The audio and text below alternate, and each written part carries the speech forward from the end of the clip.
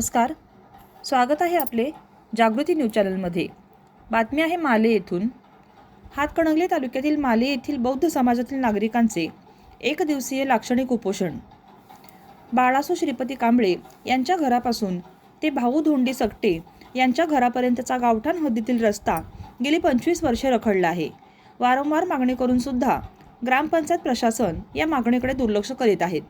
तसेच अनिल सुदाम कांबळे यांना रमाई घरकुल आवास योजना परवानगी देण्याबाबत त्याचप्रमाणे पुढील अनेक मागण्यांसाठी माले येथील बौद्ध नागरिकांनी हातकणंगले येथील पंचायत समितीसमोर एक दिवसीय लाक्षणिक उपोषण केले। दयानंद कांबळे यांचे घर ते जयराम सकटे यांच्या घरापर्यंत रस्ता करावा, दलित वस्तीमध्ये योग्य त्या ठिकाणी गटर्स करावेत, पाण्याची टाकी साफ करावी, लाईट पोलची दुरुस्ती करावी। ऋषिकेश अनिल कांबळे यांना कोणतीही नोटीस न बजावता 15/8/2024 रोजी कामावरून कमी करण्यात आले, त्याचे लेखी स्वरूपात कारण मिळावे, अशा प्रकारच्या विविध मागण्यांचा त्यात समावेश होता।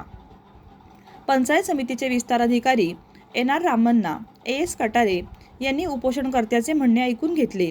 यानंतर गटविकास अधिकारी शबाना मोकाशी यांनी ग्रामपंचायत सरपंच राहुल कुंभार, उपसरपंच प्रताप उर्फ बंटी पाटील, ग्रामपंचायत अधिकारी सुनील खांडेकर यांना बोलावून घेऊन लेखी पत्र द्यायला लावले।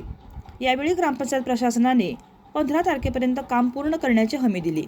यावेळी RPI तालुका उपाध्यक्ष प्रकाश कांबळे, रिपब्लिकन सेना कोल्हापूर जिल्हा माजी सचिव ऋषिकेश कांबळे, RPI शाखाध्यक्ष अजित कांबळे, उपाध्यक्ष संदीप कांबळे, माजी सरपंच सुनील कांबळे, भारतीय बौद्ध महासभेच्या माले शाखेच्या महिला अध्यक्ष आम्रपाली कांबळे, तुफेर कांबळे, प्रमोद कांबळे, प्रशांत कांबळे, दयानंद कांबळे, प्रतीक कांबळे, सुभाष कांबळे, प्रसाद कांबळे, रंगराव कांबळे, अण्णासो कांबळे, प्रदीप कांबळे, दीपक कांबळे, अमर आशिष कांबळे, सुयोग कांबळे, समता कांबळे, नेत्राताई कांबळे, मालूबाई कांबळे, रंजना कांबळे इत्यादी नागरिक उपस्थित होते।